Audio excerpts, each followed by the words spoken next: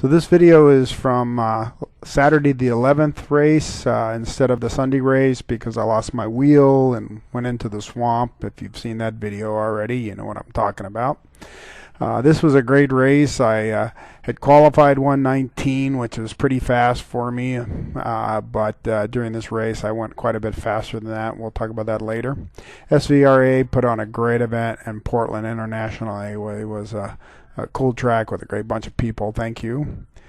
Jaguar did a great autocross and Land Rover demo, and I got to ride with Roberto Guerrero on my laps. That was pretty cool. Michael Eisenberg transported our car up and took care of feeding us. Thank you, Michael. He had some other customers, John and the blue car, and then Jim and Marty and the Mustangs with us as well. They were a pleasant group of guys to be around. And then best of all, Michael brought his dog Bonnie with us, and she was a sweetie and kept a close eye on us all.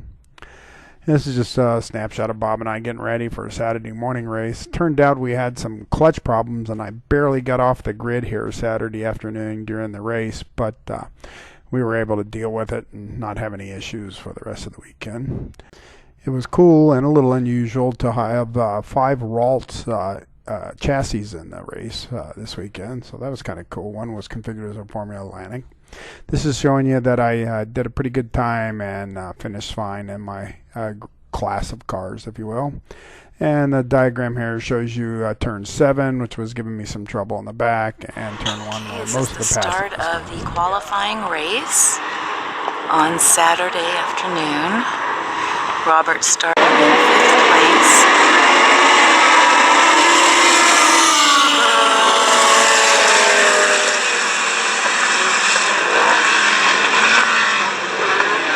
Careful, baby.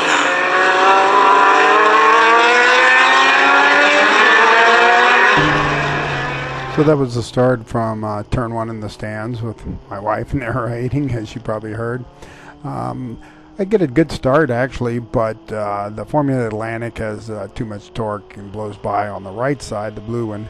And then Paul, as usual, gets a great start in his little red Ralt. Basically a car just exactly like mine. I'm not too concerned about it, truthfully. It's Saturday, and I figure what the heck, you know, I'm okay shape here, and quite often for some reason Paul will get a great start like that, but then he's a little loose or whatever, and I can pass him on the first or second lap. So I'm thinking I'm going to follow the blue Formula Atlantic and try to get in position to do that. This is entry into turn 4 here, and Paul is moving around a little bit right there, and I managed not to pay any attention to him and drive my own line. He's a little tight there, and so I'm thinking I am going to be able to pass him here into turn 7, which is the tight corner before we go into the backstretch, and sure enough, that's what it works out there. So continuing on with the first lap here, I see the green car, the Anson, in front of me. He'd been quick early in the week and the yellow car, Dave, Formula Atlantic up in front of him, and I'm making some pretty good ground on him right here, but as you'll see and hear in just a moment here, I blow the shift right here. Sudden silence there. At least I didn't over-rev the engine or anything, and I make a decent recovery, but that probably cost me an extra lap of having to chase down the green car here. So well, you'll see the end of this lap here inside the car, and then we'll switch to an external view so you can see the distance. Is a little easier to tell from the outside cameras.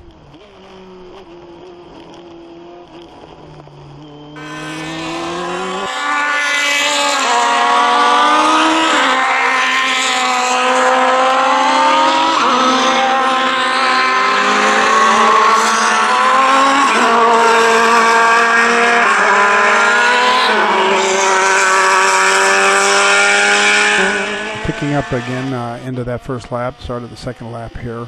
I'll talk about 2 things here. One, turn 4 right here, and turn into turn 5, I was doing pretty well. But out of 5 into 6 and into 7, it's just tricky. Don't know quite where to go, and you'll see some of the other guys catching me there a little bit after I pass them. Turn 7 here, I was also braking inappropriately. In other words, too hard, too late there. You saw it lock up the tire a little bit. So now we're picking up here at the 5th lap, and first thing to notice is I didn't smoke the tire, and I did that turn a little bit better there. That's 7 onto the back straight. Had improved my time from 120 on the 2nd lap down to 119 flat on the 3rd lap, and I'm starting to get down into the 118s. And on this 5th lap here, I was making up a lot of ground on I think his name is Robert, also here in the Anson. He was, turns out, having some downshifting problems, but I'm not sure it would have mattered. I was getting pretty quick here. This lap I'm able to get pretty close behind him, and I'll make this pass here into turn 1. We'll switch back to the track map just to help orientate you real quickly, and then the external view of this. And during that external view, you can watch him try to catch me through these next 3 turns, 4 through 7.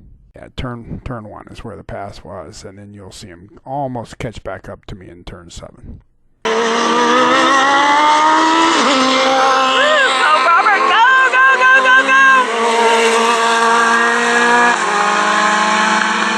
Shoot!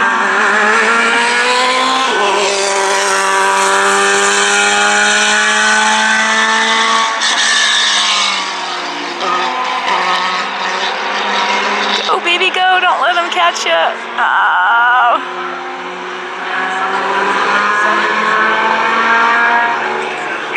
Finally making use of those better tires. So I'm sure you heard Carrie Ann and saw the Anson was just about to catch me here, and then I help him out with a little tire lock up there.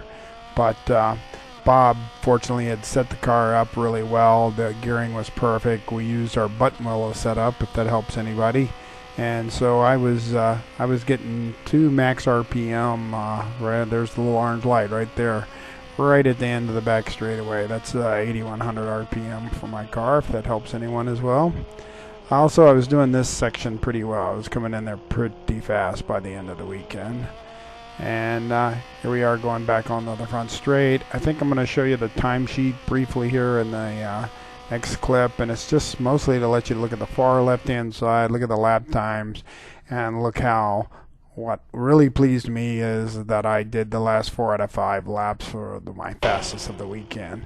And that was useful because as you can see here, I've caught up with Dave in the yellow Formula Atlantic, also a Ralt but with a Formula Atlantic engine in it.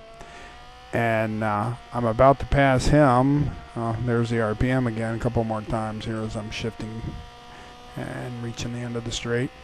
Anyway, as I get in front of him, A, I'm surprised I managed to pass the Anson, and B, I'm surprised I'm getting this close to pass him.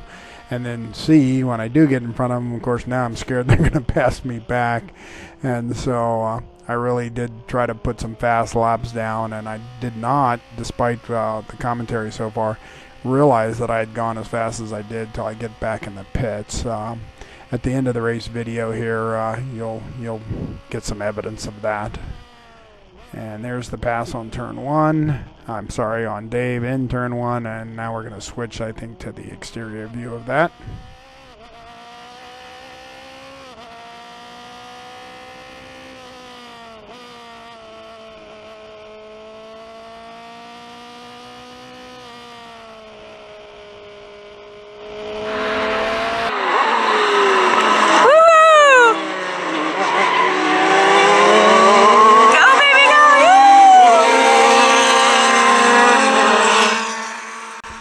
I turned the native volume down here for a second because here's the second example, if you will, of me getting caught as I go through turn 5 and 6 and over to 7 here. This is Dave in that Formula Atlantic, and you can see he's making some ground on me. So watch out, next year I'm going to learn this section and I'll be even faster.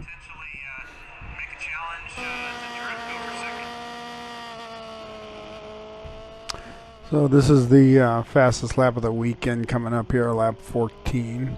And I'm running the whole thing in its entirety just so I can watch it, study it next year. And also to kind of set up the next piece that's coming up here. There's one more lap, lap 15 after this one, but I did it a half second slower than than this one. So a little bit safer, just to make sure I kept on the black pavement and finished the race in front of David in the yellow car and Robert, the other Robert, in the green car.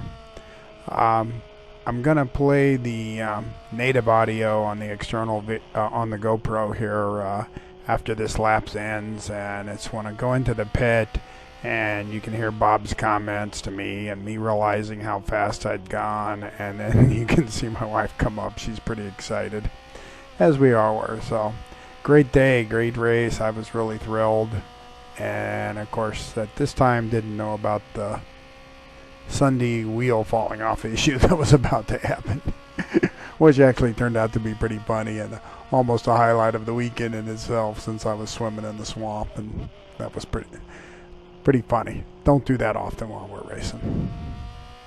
Okay, so here's the end of the race, checkered flag, and it's the following lap, and we'll go to native audio.